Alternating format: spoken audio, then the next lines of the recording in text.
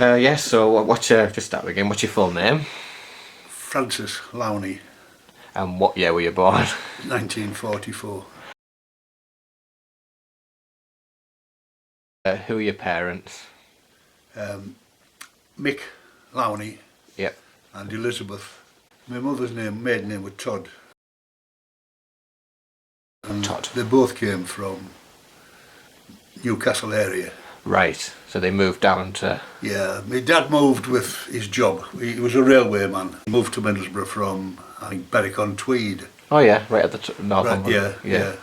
I think they moved from Newcastle to Berwick and then Berwick down. He started off as a cleaner. Oh yeah. Cleaning the boilers. Yeah. Filthy, dirty job.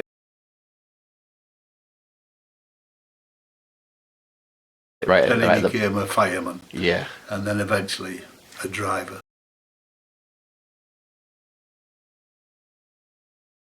And then Mary was the eldest. She died 2 years ago, aged 90.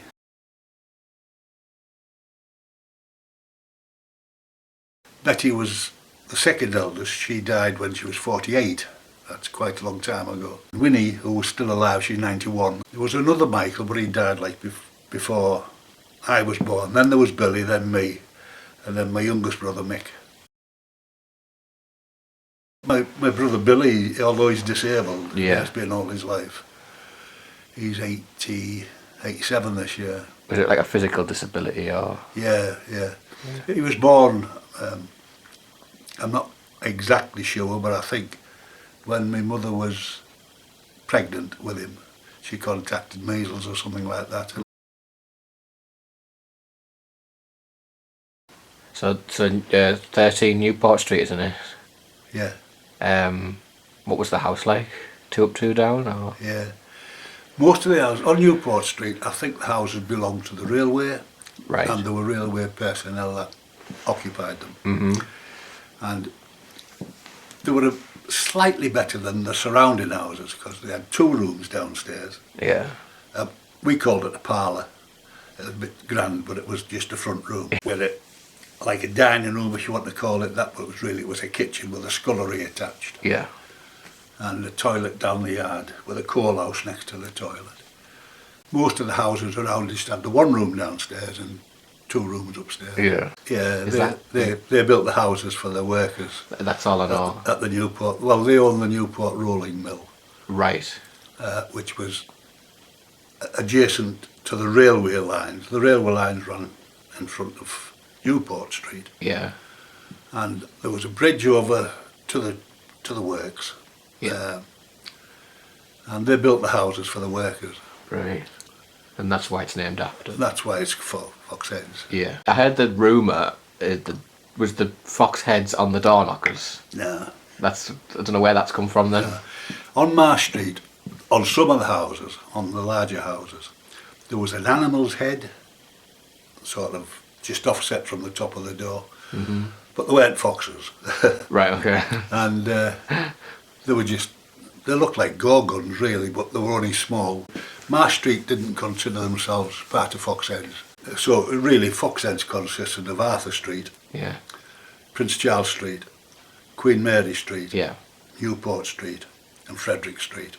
Right. Very small ghetto area, if you like. Yeah. It had a bad reputation. Did it? It had a bad reputation for lawlessness and being rough. Don't think it was deserved, from my point of view. Yeah.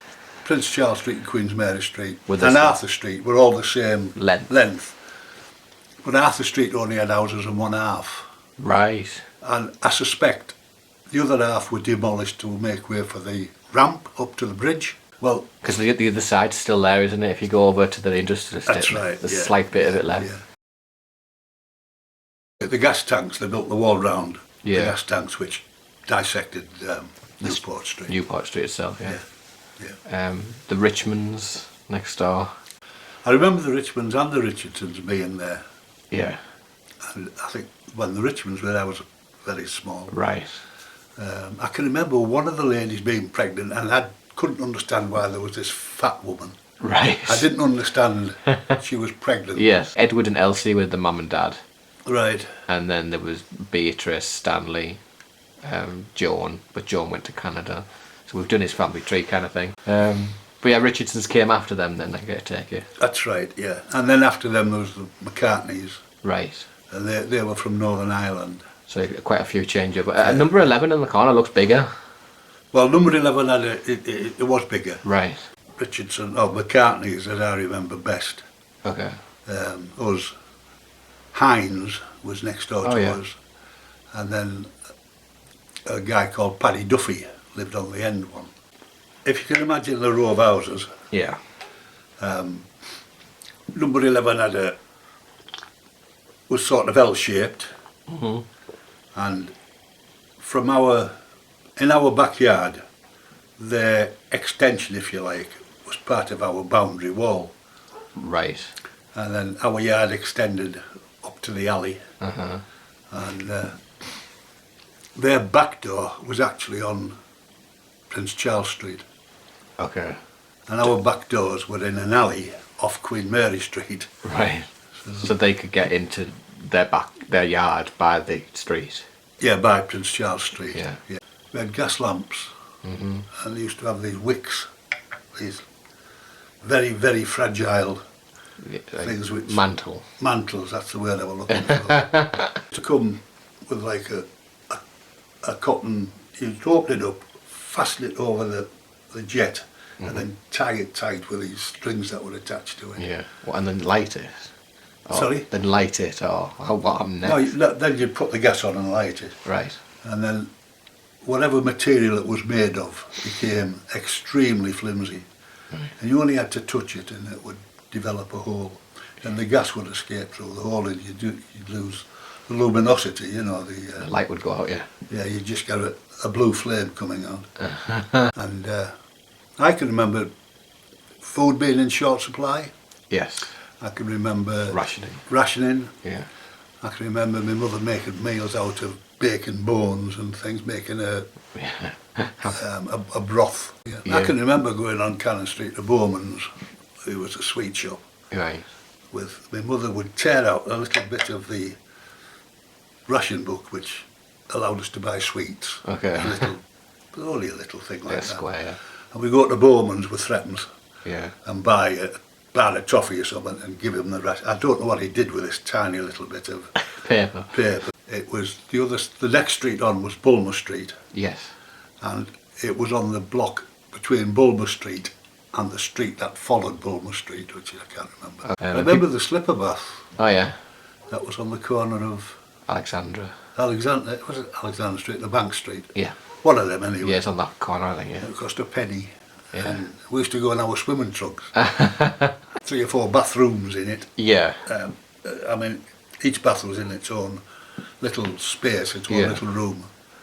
And I used to go with a friend, little Frankie McGlade, and we used to share a bath. So we paid a penny between us to get a bath. Yeah, well, on the corner of Marsh Street and Cannon Street, there was Berries. Okay. That was a paper shop come hardware shop. Yeah. Next door to that was Jarvis, which was like a grocery shop, sold all sorts of bits and pieces. And I think Nan Flanagan's was next to that. It's a second-hand shop is the actual title, even though it says wardrobe dealer and everything. Yeah, it was a second-hand shop. So did you know anyone in Foxheads as well? Anyone stands out for you? Any characters or? Yeah, there was. I didn't tell you. She was called Mama Melvin. Mama Melvin. Yeah, Right. and she was incontinent. Couldn't control a urine. Oh right, okay. So she'd walk down the street and she'd be dripping. Okay. And kids would line up behind her and mock her. Take the mick. Yeah. And then So she lived in Foxheads. she lived in Foxheads. She lived with another lady called Annie Cock-Your-Leg. She had this nervous affliction where she would walk along and just flick a leg out for no reason. Okay. And that was another people would march behind her and Take the mock her. Yeah. So they lived together, did you say? They lived together for a while on Queen Mary Street, yeah. And there's a story there somewhere with them. Yeah. I feel ashamed now, but then It was something it was what we were like. The feud, I remember, between two families Okay. at the top end of Prince Charles Street. On one side of the street there was the Matthews, and on the other side of the street there was the Terrys. On Saturday night, when the pubs closed, Mm-hmm. Matthews and the Terriers would be out slagging each other off really, never really got to blows. But I can't remember his first name, but Matthews only had one arm. But he was a recognised hard man. Okay. And they were characters. There was Frankie Terry and Billy Terry. Okay. Billy Terry would be a year older than me and Frankie Terry would be a year younger. Mm-hmm. Billy Terry used to collect firewood, Yeah. wrap it in bundles and come knocking on the door. Firewood threatened a bungle. He had a bit of a speech impediment and it wasn't a bundle, it was a bungle. His brother Frankie Terry, he got a reputation later on as being a bit of a con artist. Favourite trick was to cheat at dominoes. Okay. He became very good at it, but I mean that's something I've already heard. There was a woman called Katie Doolan, Mm-hmm. and their party trick was to smash her front windows when she got drunk. And she would come out, she lived in Prince Charles Street, and she'd get one too many, and she'd go and she'd smash all the front windows when she was drunk, and then cry about it when she was sober. There was a guy called Fred Whitehouse, Right. and he used to, his pitch was down the back alley between Prince Charles Street and Queen Mary Street, Okay. and that's where he used to take his bets. Aye. And he had a runner who had a bike, and he used to go between the back alley and the Western Club Oh yeah. to get the results of the horse racing, Mm-hmm. and he'd come back with the results for Fred On the bike. on the bike. So it was express service. Yeah. Compared to some runners. Yeah. I can remember a woman walking around the streets waving a 10-shilling note in the air. What she wanted to know was, where is Fred Whitehouse? Yeah. He owes me money, because she'd had a bet and he couldn't cover it. Ah, So okay. he was avoiding her. Yeah. And she was offering 10 shillings reward for anybody who would tell her where she could find him. I don't know whether She found anybody him. took it up on her, I don't know. The police used to raid him occasionally. Did he live in Foxheads? No, Ah. he didn't. But that was his pitch. Yeah. And he used to be in a backyard, so people would come to the door of the backyard where he was Uh-huh. and collect around him to place the bets. And if the police came, he'd go through the house and across the street, and through a house and through a backyard and across the street. And within minutes he'd be 2 or 3 streets away. Yeah. And then the police got wise and would wait for him At on the the other next end. street. Ah. A woman with bingo was called housey housey. That's what okay. they used to call it. And there was a woman who used to have bingo sessions in her front room. Okay. So the local ladies, they didn't have bingo tickets like Okay. they have now. Yeah. They had a board with 15 numbers on it, Okay. and you kept that board, that was your board. Right. And they would collect in this woman's house, and they'd have a session of housey housey. Church? Yeah, St. Pat's every Sunday Yeah. until if you didn't go to church, the teacher would always ask you on Monday morning, which mass did you go to? To check. Just to check. And if you said, I went to the 10 o'clock mass, there'd be some arsehole would say, I was there, missing, he wasn't there. And my brother Mick, he became an altar boy. Oh, cool. Yeah, he was much more religious than I was. My mum was a Protestant, although she converted later on in life. Yeah. My dad was devout. Things were different in them days. weren't Yeah. they? I mean, people didn't get divorced like they do now. Yeah. Do you think they loved each other? No. Oh, is that where you go? Sorry. It's all right. I don't think they did. My mum would take us to Recca. Yeah. Dad would never come. I came along much later in their lives. Yeah. By the time I was born, she'd had 5 children. Yeah. So I don't know how things were in the beginning. Yeah, there was St. Pat's School. That's where all the Catholics went to St. Pat's. Yeah. Is that the school you went to? Yeah, Yeah. yeah.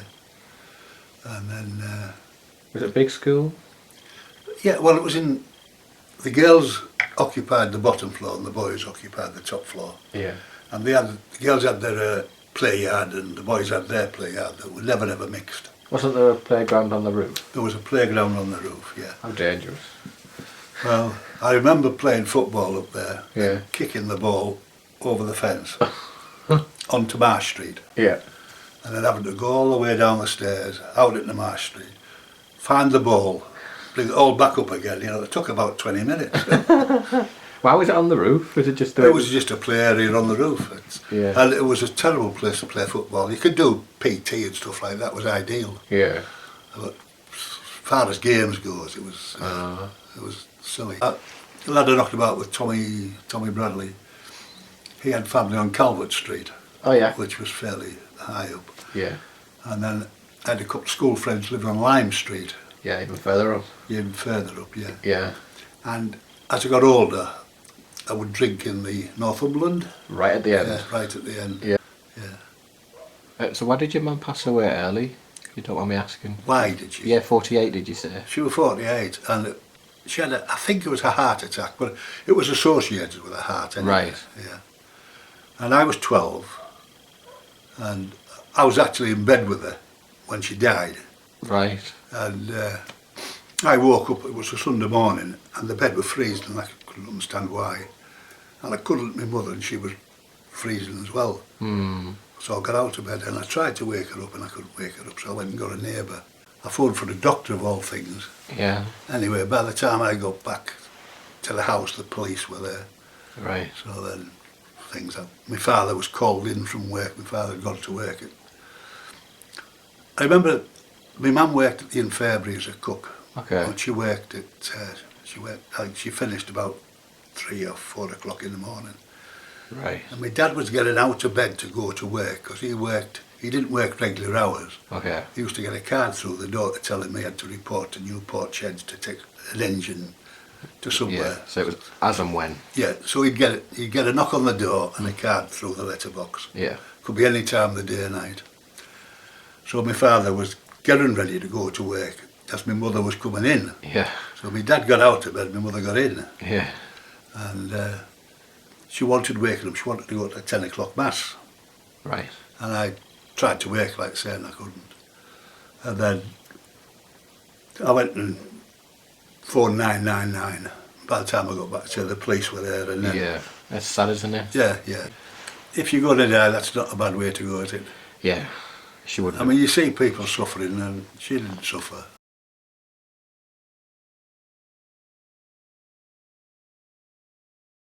Remember the riots, the so-called riots? The early 60s, yeah. Yeah, well, the lad who got stabbed was a friend of mine, What was his name again? John Hunt. I should have been there on the night, but I had to work Yeah. a double shift. I worked at the fish plant. He was with another friend of mine called Hughie Matthews. Right. And Hughie Matthews was the star witness Okay. in the court case. Yeah. And that's probably why this fella got off, because Hughie was as blind as a bat. You might find this interesting, I don't know. That's a transcript of the court case Of the fight? for John Hunt's.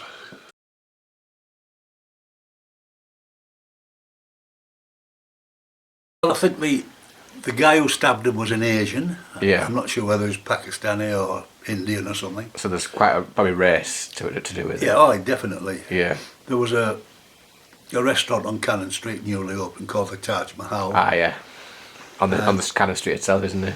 Yeah. Yeah. And I think some of the local lads got Saturday night on the beer when Yeah. they decided to take it out on the Taj Mahal in Cannon Street. And that's how it all started. They went in and wrecked the jukebox and damaged the furniture. And the police were called, and of course the crowd gathered, as it always does. Yeah. My dad was taken, in fact he collapsed on his way to work and he was picked up and taken to hospital. They tested him and they found he had TB. Right. So he finished up in Poole Sanatorium. Oh, yeah. That was the local. Yeah, I've heard of it, yeah. And he was there for a few months.